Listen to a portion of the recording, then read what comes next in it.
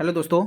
आज का ये वीडियो ना हिंदी बी वालों के लिए काफ़ी इंपॉर्टेंट होगा, इसलिए वीडियो को ना आप लोग ज़रूर पूरा देखना। भले ही आप इसको डबल स्पीड में देखो, लेकिन देखना इसको पूरा, ठीक है। ये क्योंकि एक ही वीडियो आप लोगों के लिए मैं बना पाया हूँ, क्योंकि समय बहुत कम बचा है और आप लोग इतना ज़्यादा डिमांड कर रहे हो कि हम क्या ही बताएं, ठीक है।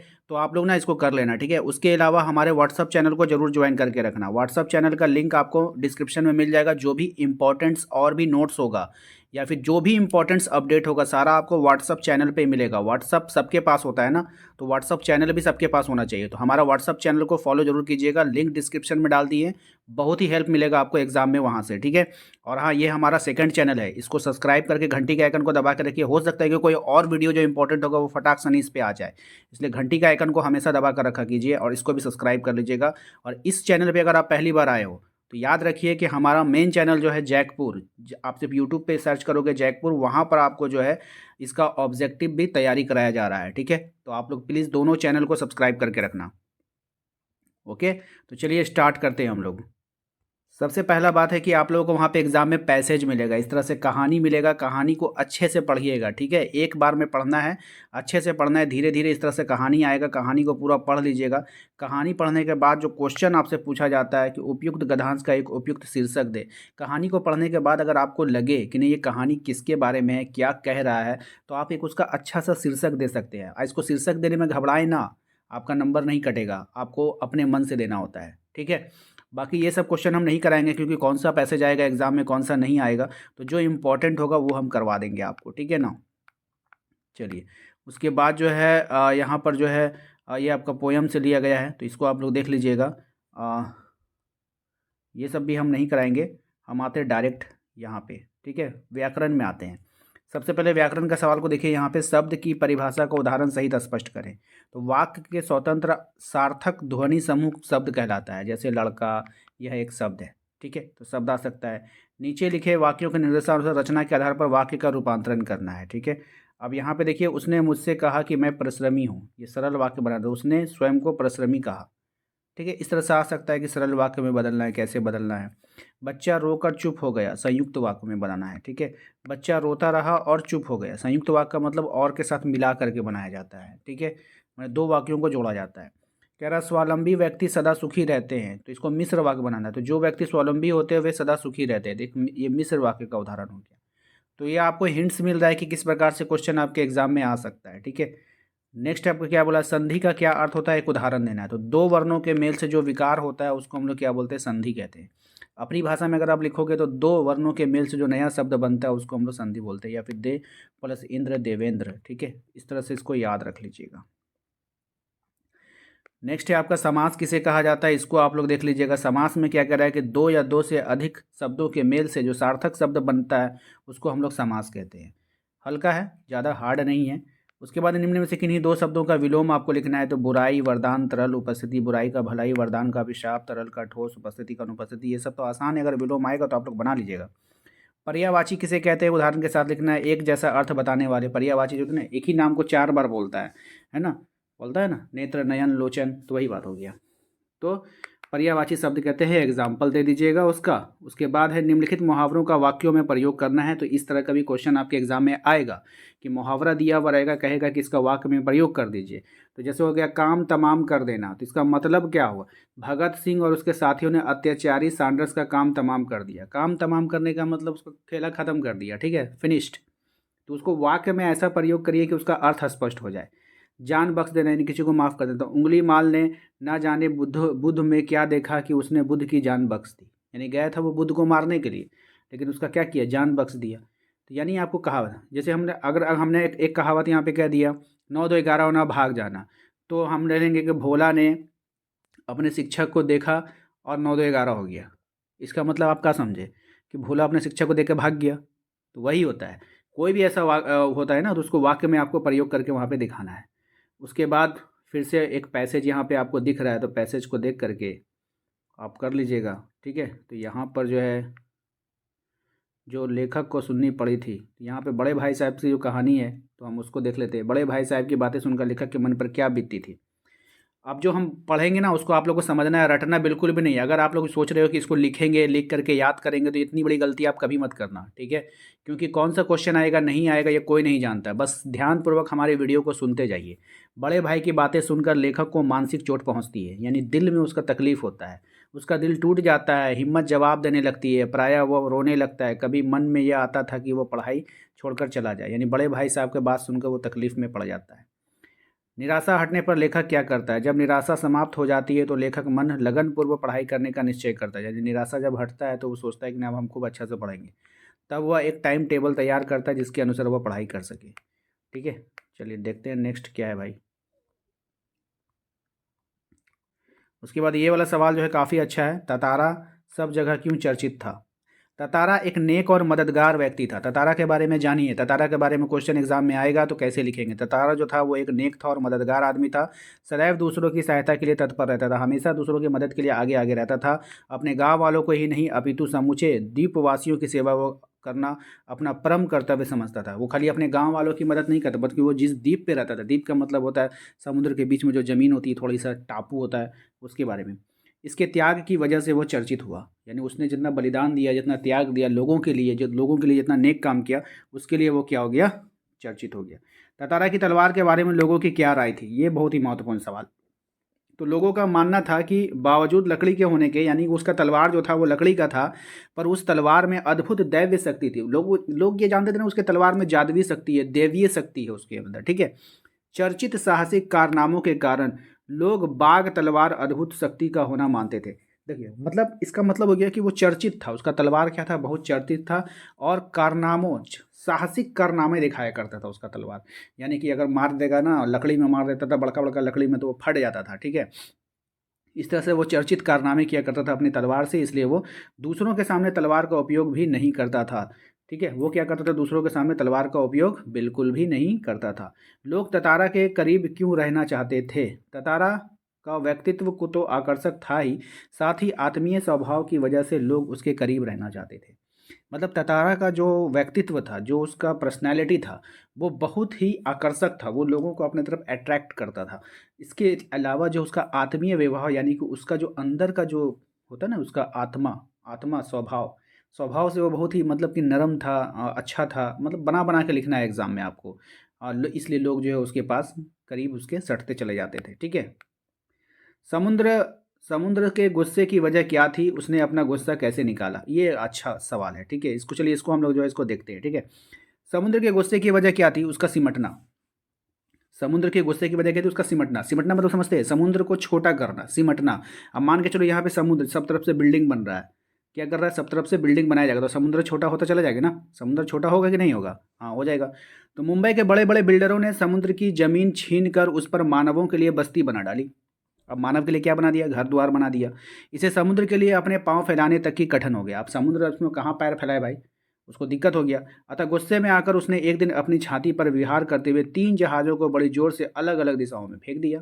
लो भाई, तुम हमको चापोगे, लो तुम्ही को हम उठाकर फेंक देते हैं। तो ये हो गया। समुद्र ने जहाज़ों को बच्चों की गेंद की तरह इस तरह उछाल फेंका कि वे औंधे में गिर कर टूट पड़े। यानी कि आपको वहाँ पे लिखना है, अगर ये क्वेश्चन आएगा कि समुद्र ने जहाज़ों को एक छोटे बच्चों की तरह उठाकर फेंक दिया, जिससे वे औंधे मुँह गिरे और टूट फूट गए।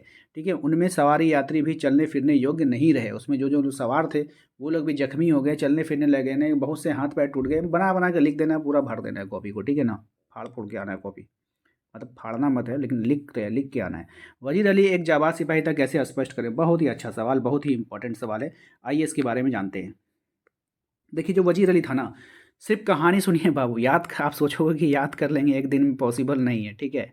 होगा ही नहीं आपसे, और याद करने बैठोगे तो आपका नुकसान हो जाएगा, ठीक है। इसलिए बना बना के लिखना है एग्ज़ाम में। वजीर अली सचमुच में एक जाबाज सिपाही था।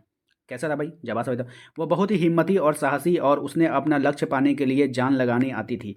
जब उसे अवध के नवाब ले गए तो उसने अंग्रेज़ों के विरुद्ध संघर्ष करना शुरू किया। जब उसको अवध के नवाब ले गए वजीर साहब को, तो वो लोग क्या किए? वहाँ पे अंग्रेज़ों के विरुद्ध लड़ना शुरू किया। उसने गवर्नर जनरल के सामने पेश होने को अपना अपमान माना। एक बार क्या हुआ, क्या कि उसको ना बोला क्या इसको, वजीर अली को, कि तुमको गवर्नर जनरल के सामने ना अंग्रेज तुम वहाँ पे अंग्रेज अफसर के सामने पेश होना है, ऐसे ऐसे लिखिएगा। एक बार वजीर वजीर को क्या हुआ था, अंग्रेज अफसर के सामने पेश होना था। और वो उसने अपमान उसके सामने पेश होना, अंग्रेज अफसर के सामने पेश होना उसने अपना अपमान समझा और पेश होने से साफ मना कर दिया। गुस्से में आकर उसने कंपनी के वकील की हत्या कर डाली। और लास्ट में उसने क्या किया था, एक कंपनी का वकील को मारा था, वजीर अली ने कंपनी का वकील को ही मार दिया। यह हत्या शेर की मांद में जाकर शेर को ललकारने जैसी थी, है ना। अब भाई तुम गए हो अंग्रेज़ों के अफसर में और अंग्रेज़ों के वकील को ही मार डाला। उसके बाद वह आजमगढ़ और गोरखपुर के जंगलों में भटकता रहा। वहाँ भी निडर होकर अंग्रेज़ों के उस डर में घुस गया जो उसे पकड़ने के लिए बनाया गया था। वो कर्नल को ही जान से मारने की धमकी दे आया। इन घटनाओं से पता चलता है कि वो सचमुच में जाबाज था। इस कहानी से आप क्या समझते हैं, यानी कि आपको मतलब ये वजीर अली के बारे में छोटा सा हम आपको बात बता देनी चाहिए। जो वजीर अली था ना, अपनी भाषा में बताएंगे तो याद रहेगा, किताब की भाषा में जाओगे तो दिमाग से बाहर हो जाएगा, ठीक है। तो वो जो वजीर अली था वो एक जाबाज था, ठीक है, बहादुर था, जाबाज था। अब बहुत ही हिम्मत वाला था। 2-3 लाइन ऐसा बना के लिखना है ना ऊपर में कि एग्जामिनर भी लगे कि वाह क्या बात है, बहुत कुछ जानते हो तुम, ठीक है। तो इस तरह से लिखना है आप लोगों को। लिखने के बाद उसने क्या किया था, उसको अंग्रेज़ों से बहुत नफ़रत थी और इसकी नफ़रत की जो है सबूत इस बात से मिलता है कि एक बार जब वो गया तो अंग्रेज़ों के अफ़सर में गया तो वहाँ पर उसने एक वकील को, अंग्रेज़ों के वकील की ही हत्या कर डाली। उसके बाद वो जंगलों में कई दिन निडर होकर के घूमता फिरता रहा और वहाँ पर भी एक अफ़सर को जान से मारने की धमकी दी। इससे ये बात पता चलती है कि वजीर अली ये बहुत ही बहादुर था, ऐसे था वैसे था, जो भी लिखना है लिख देना, ठीक है, बना बना के लिखते जाना भाई, ठीक है। चलिए इस सवाल को देखिए कि झरने किसके गौरव का गान कर रहे हैं। बढ़ते हुए झरने की तुलना किससे की गई, तो झरने पहाड़ के गौरव की गान करने हैं। पर्वतीय प्रदेश में पावस ऋतु में पर्वत पर खिले हुए जहाँ हजारों वृक्ष शोभायान लगते हैं। कह रहा है झरना ना किसका गौरव का गान कर रहा है। भैया झरना पहाड़, झरना कहाँ बहता, पहाड़ पे बहता, तो झरना पहाड़ के गौरव का गान कर रहा है, ठीक है। और वो किसका गा करता है कि खिलते हुए हजार वृक्ष शोभायान लगते हैं, यानी उसे कहने का मतलब कि पेड़ों पर जो हजारों वृक्ष है ना, बहुत ही शोभा लगता है, ठीक है, शोभा देता है। सुमन पहाड़ के नेत्रों के समान लगते हैं। जो सुमन होते हैं, जो फूल होते हैं ना, पहाड़ों के आँखों के समान लगते हैं। सुमन मतलब क्या, फूल। नेत्र मतलब क्या, आँख। तो जो पहाड़ों पे जो फूल होते हैं ना, वो उसके आँखों के समान लगते हैं, जिनकी सहायता से पहाड़े अपने चरणों में स्थित तालाब के जल को अपने रूप देखते हैं। मतलब अब उन्हीं फूलों के, मतलब उन फूल को आँख बना दिया। अब उन आँखों की मदद से जो है पहाड़ जो है अपने झरनों के पानी में अपने आप को देखते हैं। बात समझ में आया कि नहीं, कितना शायराना अंदाज में इसको बताया जा रहा है। इस अत्यंत आकर्षित करने वाले रूप के झरने पावस ऋतु में वर्षा जल से बहते हुए ऐसे लगते हैं जैसे पर्वत के रूप में गान बजे। और जब वर्षा ऋतु में जब झरनों में से पानी भर भर के निकलता है और उसकी जो मीठी मीठी आवाज़ें निकलती हैं तो ऐसा लगता है कि बहते जल जो है पर्वत का जैसे जैसे पर्वत रूप गान गा रहे हैं, है ना। बात समझ में आया कि नहीं, एक गाना गा रही है। तो इस तरह से आपको बना के लेगा झरने किसके गौरव का गान कर रहे, भाई झरने अपने पहाड़ के गौरव का गान कर रही है, क्योंकि उसको ऐसा लग रहा है कि जो उसके ऊपर पेड़ पौधे फूल खिले हैं वो उनके शोभा बढ़ा रहे हैं। वो उनके फूलों को जो है अपनी आँखों की तरह इस्तेमाल करता है, झरने के पानी को आईने की तरह इस्तेमाल करता है और अपने आप को देखता है। बरसात के दिनों में जब पानी भर जाती है पर्वतों पर और झरनों में, जो उसकी जो आवाज़ें होती है पानी बहने की, तो ऐसा लगता है कि जैसे पर्वत गान गा रहा है, ठीक है। इस तरह से बना बना के लिखना है आपको, आएगा तो ज़्यादा टेंशन नहीं लेना है, ठीक है। आओ देखते हैं नेक्स्ट क्या है भाई। छोड़ो ये सवाल। अब अनपढ़ होते हुए भी हरिहर काका दुनिया के बेहतर समझ रखते हैं, कहानी के आधार पर स्पष्ट करना है। मोस्ट इंपॉर्टेंट सवाल है। अनपढ़ होते हुए भी हरिहर काका दुनिया की बेहतर समझ रखते हैं। वे जानते हैं कि जब तक उनकी ज़मीन जायदाद के पास है तब तक सभी उनका आदर करेंगे। भाई सही बात है, जब तक ज़मीन जगह तुम्हारे पास है तब तक तुम्हारा रिश्तेदार तुम्हारी इज्जत करेगा, ठीक है। ठाकुर बाड़ी के महंत उनको इसलिए समझाते हैं क्योंकि उनकी ज़मीन ठाकुर बाड़ी के नाम करवाना चाहते हैं। अब ठाकुर बाड़ी के जो पंडित लोग थे ना, वो लोग चाह रहे थे कि ये ज़मीन उसके नाम कर दे। उनके भाई उनका आदर सत्कार ज़मीन के कारण ही कर रहे थे। भौजाई लोग भी ज़मीन के कारण ही कर रही थी। हरिहर काका का ऐसा कई लोगों को जानते थे जिन्होंने अपने जीते जीते अपनी ज़मीन किसी और के नाम लिख दी थी। बाद में उनका जीवन नरक बन गया, इसलिए वे जो नहीं चाहते थे कि उनका साथ भी ऐसा हो। अब आते हैं इस कहानी का, इस आंसर को शॉर्ट में आपको समझाते हैं। अनपढ़ होते हुए भी हरिहर काका दुनिया की बेहतर समझ रखते थे, कहानी के आधार पर स्पष्ट करना है। आपको लिखना है कि अनपढ़ होते हुए भी हरिहर काका जो है दुनिया की बेहतर समझ रखते थे। उनको पता था कि अगर वो अपना ज़मीन किसी के नाम कर देंगे तो वो अपने हाथ पैर को काट बैठेंगे। उसके बाद उनका कोई इज़्ज़त नहीं होगा, क्योंकि वो उन्होंने कई ऐसी कहानियाँ सुन रखी थी कि जिन्होंने अपनी ज़मीन दूसरों के नाम करी थी, बाद में उनका जीवन क्या हो गया था? नरक हो गया था। इस तरह से बना-बना के लिखना है, क्योंकि उसके भाई लिखोगे, उसके भाई और भाई की जितनी भी पत्नियाँ थी, जो भी उनके साथ रिश्ता रख रही थी, इन्हीं ज़मीन के कारण रख रही थी। और ठाकुर बाड़ी के जो संत थे, वो भी यही चाहते थे कि ज़मीन हरिहर काका जो है वो जो है ठाकुर बाड़ी के नाम कर दे।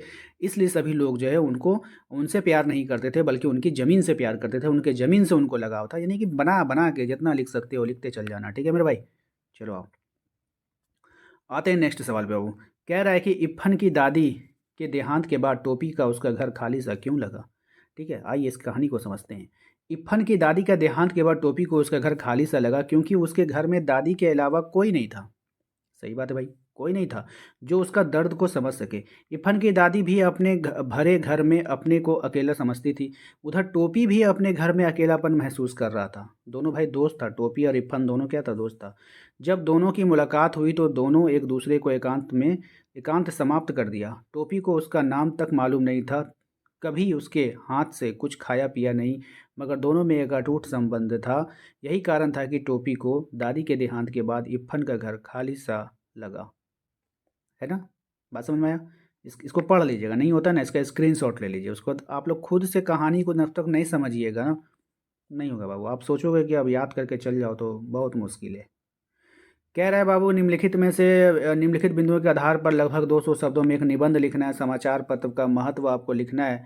तो मेरे भाई इसका स्क्रीनशॉट ले लो जल्दी सा, ठीक है? लो, समाचार पत्र का एक स्क्रीनशॉट यहाँ से मारो, पढ़ लेना, पढ़ के चल जाना, ठीक है? ले लो स्क्रीनशॉट, और उसके बाद यहाँ पर ले लो, इसका स्क्रीनशॉट ले लो, ठीक है? इसका स्क्रीनशॉट ले लो। उसके बाद देश प्रेम है, देश प्रेम पर भी आ सकता है आपको, ठीक है? देश प्रेम पर भी निबंध आ सकता है, तो इसका स्क्रीनशॉट ले लीजिए। उसके बाद है अपने मित्र पे एक प्रश्न पत्र लिखे जिसमें किसी ऐतिहासिक स्थल का वर्णन हो, यानी कि ऐतिहासिक स्थल में घूमने फिरने का वर्णन करना है। तो ये वाला पत्र का प्रिय मित्र सतीश, इसका स्क्रीनशॉट मारिए, ठीक है? एक स्क्रीनशॉट यहाँ पे लीजिए, दूसरा स्क्रीनशॉट यहाँ पे लीजिए। सिर्फ ये सब पढ़ना है, कैसे लिखना है। अगर पत्र आएगा तो वहाँ पे आपको बना बना के ही लिखना पड़ेगा। दूसरा है कि अपने क्षेत्र के पोस्टमास्टर से डाक वितरण में गड़बड़ी की शिकायत करना है। तो पोस्टमास्टर को किस तरह से लिखना है, उसका हेडिंग खाली सीखना है आपको, कि ऊपर में क्या लिखते हैं, फिर क्या लिखते हैं, फिर क्या लिखते हैं। यहाँ पर अपने जगह का नाम लिखिएगा, अपना शहर का नाम, उसके बाद यहाँ पे विषय लिखना है। विषय लिखने के बाद फिर उसके बाद आपका यहाँ से स्टार्ट हो जाएगा, ठीक है? महाशय कैसे लिखेंगे इसको पढ़ लीजिए, स्क्रीनशॉट लेना है यहाँ पे आपको। स्क्रीनशॉट लेने के बाद फिर इसका स्क्रीनशॉट लिखिए, ठीक है? उसके बाद आइए नेक्स्ट में। नेक्स्ट क्या बोल रहा है कि बढ़ती हुई महंगाई को लेकर दो मित्रों के बीच हुई बातचीत संवाद के रूप में लगभग 50 शब्दों में लिखें। तो देखिए ये आता है, कोई भी टॉपिक पे दे देगा, एक टॉपिक या दो टॉपिक पे ये आपको वहाँ पे दिखने को मिलेगा। राजेश, ठीक है, और संजय, ये वाला अगर एग्ज़ाम में आपको वहाँ पे देखने को मिल गया तो दो मित्र का सबसे पहले आप लोग चयन कर लीजिएगा। एक राजेश लिख लीजिएगा, एक अपना दोनों फ्रेंड का नाम लिख देना वहाँ पे। उसके बाद देखिए कैसे बात करेगा महंगाई को लेकर के। अरे मित्र संजय, इतनी रात को कहाँ से आ रहे हो? संजय, अरे भाई क्या बताऊँ, प्याज लेने गया था। ठीक है राजेश, पर इतनी रात को? संजय, लाइन बहुत लंबी थी ना, इसलिए देर हो गई। अच्छा। तो उसके बाद राजेश, ना जाने बढ़ती हुई महंगाई कहाँ पर रुकेगी, लगता है कि भविष्य में सभी वस्तुओं के लिए इसी प्रकार लाइन में लगना पड़ेगा। संजय, ठीक कहते हो मित्र, महंगाई तो द्रौपदी की चीर की तरह बढ़ती जा रही है, पर सरकार कुछ करती ही नहीं है। ठीक है राजेश, इसमें सरकार का बहुत अधिक नहीं है। मतलब आप देखो किस तरह से बातचीत हो रहा है। ऐसे जो टॉपिक दे देगा आपको, अब लिख देगा कि एग्ज़ाम के रिज़ल्ट के बारे में दो अपने मित्र से वार्तालाप कीजिए। तो आप अपना मित्र, क्या भाई तुम्हारा एग्ज़ाम कैसे गया? फिर तुम लिखोगे अपना नाम, मेरा एग्ज़ाम तो बहुत अच्छा गया भाई, अपनी बताओ। फिर उसका लिखोगे, भाई हमारा भी बहुत अच्छा गया है, लेकिन मुझे गणित में डर लग रहा है, मैंने अच्छा से नहीं लिखा। मतलब समझ रहे हो ना, वाद विवाद अगर आ गया तो इसी प्रकार से बना बना के लिखना है आप लोगों को। देख लो कैसे कैसे बनाया, स्क्रीनशॉट ले लो, पढ़ लो। उसके बाद देखिए क्या, वाद विवाद प्रतियोगिता में प्रथम स्थान पाने वाली छात्राओं के मतलब 50 वाद का संबंध लिखिए। ठीक है, देखिए अब देखिए फिर वाद विवाद क्या हो रहा है कि प्रथम स्थान प्राप्त किया है। अब प्रथम स्थान प्राप्त किया, दो लड़की के बीच में बात होगा, दिशा और निशा में बात हो रहा है। कैसी हो? तुमने प्रतियोगिता के विषय में पक्ष में बहुत अच्छा बोला। नीति, तुमने भी पक्ष में कितना अच्छा बोला। ठीक है। दिशा लगातार 2 सप्ताह कठोर परिश्रम अध्यापक को निरंतर मिलने के सहयोग से परिणाम है। मतलब समझे, ये सब हार्ड हार्ड लैंग्वेज है, लेकिन आपको बोलना है वहाँ पे। आपको 2 मित्रों में कैसे कैसे हो रहा है स्क्रीनशॉट ले लीजिए, इतना पढ़ेंगे तो फिर हो गया। ठीक है, यहाँ पे कैसे कैसे इन लोगों ने बात किया। अब देखिए ये वाला सवाल जो ना एग्ज़ाम में आता है, क्या है, करेगा कि एक पोस्टर बनाइए, एक है ना विज्ञापन बनाने के लिए आपको देगा।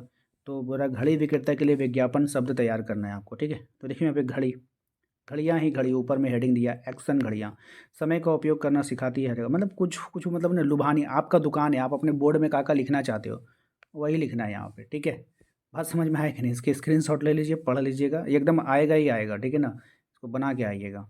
उसके बाद फिर देखिए क्या, चाय विक्रेता हेतु एक विज्ञापन, आप चाय का दुकान के लिए, आ गया आ गया आ गया ताजगी चाय, सुस्ती हटाएं ताजगी चाय लाएं, ताजगी चाय के संग भर लिए जीवन में उमंग, ताजगी चाय सबकी पहल सबकी पसंद, 250 ग्राम केवल 40 रुपया में।